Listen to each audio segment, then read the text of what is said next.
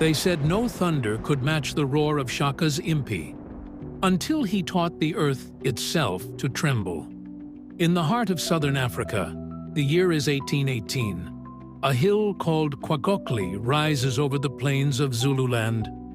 Here, two nations converge.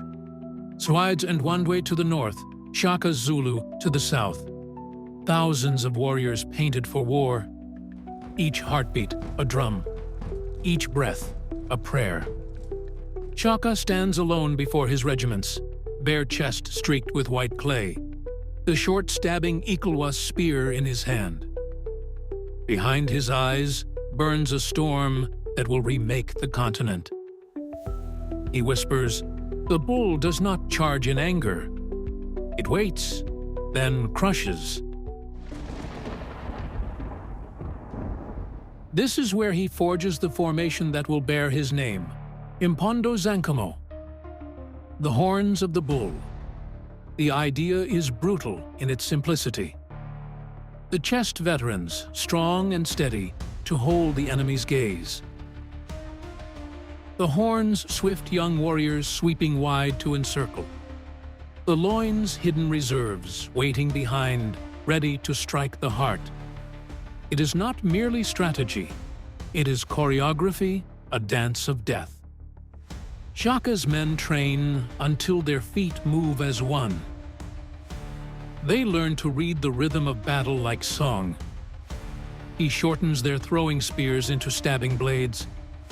He commands them to close in, shield, to feel the enemy's breath before they strike. Discipline replaces chaos.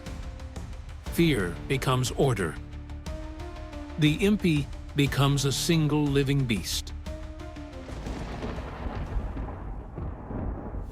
The morning of KwaGqokli mist crawling across the grasslands. Swide's army arrives first, confident. They have numbers, experience. They believe Shaka will meet them head-on. He does. His chest charges forward, shields high, spears flashing in the light. The two fronts collide with a sound like the breaking of the world. Dust rises. Men vanish inside it. Screams twist through the fog. But while Zwede's warriors grind against the center, Shaka's horns begin their silent run, sweeping wide, vanishing into the haze. No one sees them until it's too late. From both sides they strike. Flanking, folding, like jaws closing around prey. Swide's front line pressed, trapped, their escape routes collapsing into walls of shields. Then, Shaka lifts his hand. The loins surge forward fresh, relentless. They flood the broken ranks, cutting through panic and blood. Within moments, the battlefield becomes a cage. And Zwede's great army is the beast inside it.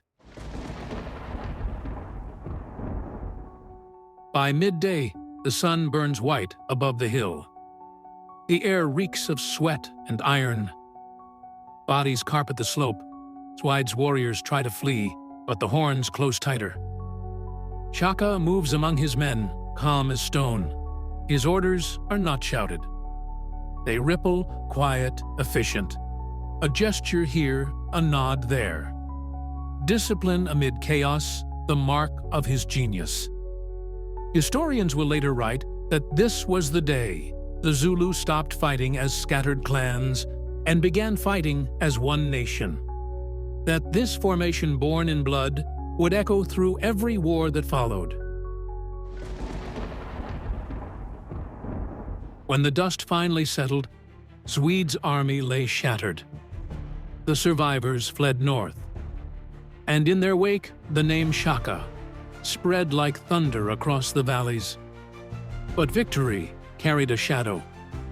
From that day, the Zulu kingdom would grow, swift, unstoppable. And with it came both unity and terror. Villages would kneel, empires would fall, and the horns of the bull would be remembered not just as a tactic, but as a symbol of unstoppable will. Some called it genius, others madness. But all agreed on one truth. At KwaGqokli Hill, the world of southern Africa changed forever. Today, historians still debate. Did Shaka invent the formation himself, or refine what his ancestors had begun? Was it divine vision, or ruthless adaptation?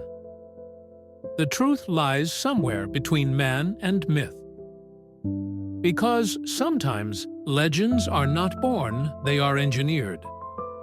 Forged through discipline, sharpened by blood, and carried forward by memory. So when the storm rolls across the veld, and lightning claws at the hills, listen closely. You may still hear the beat of the impi, and the whisper of the bull's horns closing in.